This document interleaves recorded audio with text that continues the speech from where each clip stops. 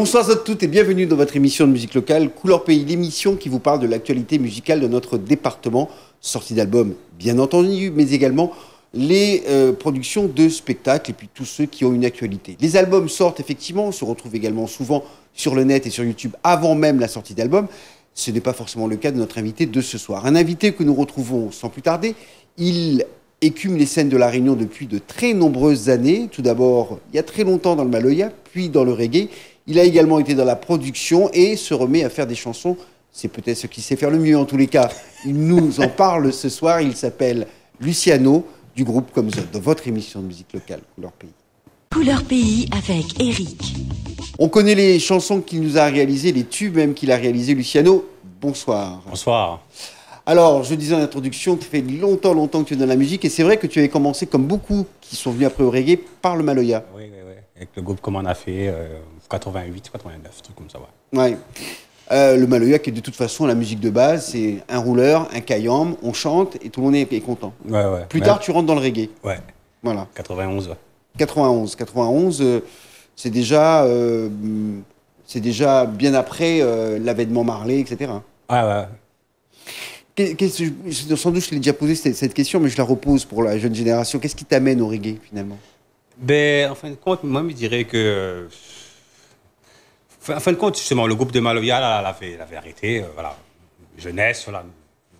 Mais nous retrouvons vraiment avec un bassiste, Michel Andamaï, qui rencontre moi Pascal Gaps, pour nous refaire justement la musique Maloya avec une batterie et tout. Et puis nous retrouvons à faire avec l'influence de ces deux gars-là, nous retrouvons à faire des reprises et des parties comme ça, jamais arrêté, quoi. D'accord. Voilà. Vous êtes tombé dans le reggae un peu par hasard. Voilà, la partie, oui, voilà. C'est ce qui vous allait mieux. Mais je pense que oui. Et 91, c'est vrai que c'est encore la grosse époque reggae à La Réunion. Oui, moi, c'était plutôt le Ségé qui domine beaucoup. Ouais. Et nous, voilà, on a fait le reggae parce que, voilà, on a senti ça bien comme qu'il faut. C'est vrai qu'il y a eu, à La Réunion, c'était 83, 90, beaucoup de reggae. Puis l'avènement du Ségé, fin des années 80, début 90, avec Ségé Malogué, l'avenue de Kaya à La Réunion, l'explosion d'autres groupes qui arrivent derrière, avec Philippe Lapoter et d'autres, bien entendu. Bon, on va pas refaire l'histoire de La Réunion, c'est pas le but. Entre-temps, tu signes combien d'albums au total? 6. Ah, quand même, hein.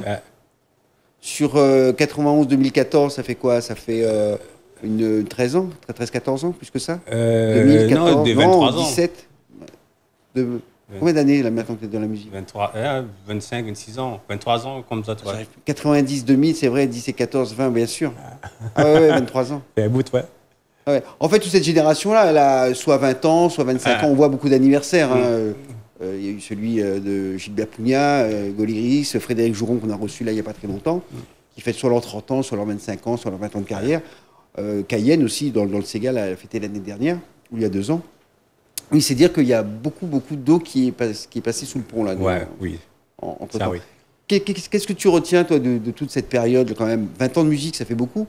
Qu'est-ce que tu retiens de tout ce parcours qui n'est pas fini, hein, bien sûr, changement d'époque, changement de musique, de mentalité, de façon de faire? Ouais, beaucoup de choses. Déjà, à moi, déjà, toutes les rencontres que m'a pu faire, que je ne m'y rêvais même pas, quoi. Des gens comme Tyrone Dorny, les Gretatos qui nous a fait la première partie en métropole, tu vois. Donc voilà, dernièrement, un ancien musicien d'Alpha Blondy, guitariste de première époque Alpha. Donc voilà, c'est toutes ces rencontres.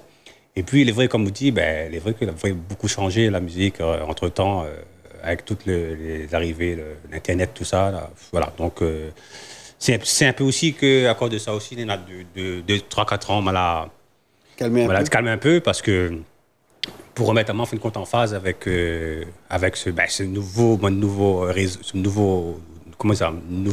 nouvel outil, quoi, tu vois. Le marché change, donc voilà, prendre le temps, retrouve vraiment un peu dans tout ça. Donc c'est pour ça. Alors c'est effectivement vrai que tous ceux qui ont connu cette époque un peu folle, hein, des années 90, 80, 90, 2000, qui était une époque euphorique en termes de production musicale, ce secteur, ce marché a été complètement perturbé par l'arrivée du numérique. Ben oui, je me rappelle que vous n'avez pas un album où tu joues, quoi. Où tu jouais 3 fois par mois, sans album, donc c'était magique. Aujourd'hui, Donc, et puis, c'est vrai que le numérique, ben, le bon côté, c'est que ben, pas besoin d'entrer en studio, enfin, forcément faire un album pour que vous soyez connu ou bien un truc qui marche, quoi. Un titre, il peut chambouler tout. Donc, il a son beau côté, mais il a aussi son...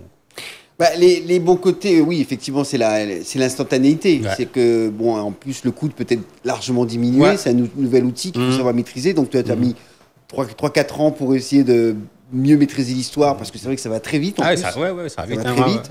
Et les jeunes maîtrisent beaucoup plus parce qu'ils ont grandi avec cet outil Internet. Le mauvais côté, c'est quand même, sur scène, on voit quasiment plus de musiciens. Ouais, ça c'est... Je veux pour preuve le Metsao, qui réunit pas moins de 50 artistes à chacune des éditions. Plusieurs milliers de personnes, un peu moins aujourd'hui. Bon, mais c'est vrai que peut-être que le concept est un peu usé, mais ça, c'est un autre problème.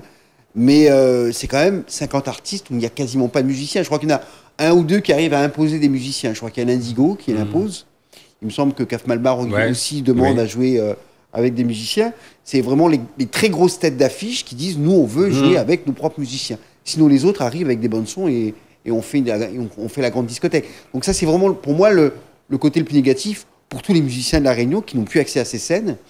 Et puis, effectivement, ça devient compliqué de tourner parce que l'organisateur, une bande-son, un micro, une chanson, oui, c'est c'est moindre coût. Et puis, en plus, il ramène du monde. Donc, voilà, c'est tout ça. Terminé. Il fait fini, quoi. Et il est bouclé, quoi. Et une vague chasse une autre parce que ça va très vite. On voit bien que les artistes qui étaient connus il y a un an sont déjà plus connus. Et il y en a d'autres qui prennent le pas. Bon, la musique, comme le business en général, a horreur du vide. Donc, c'est toujours une vague qui chasse une autre.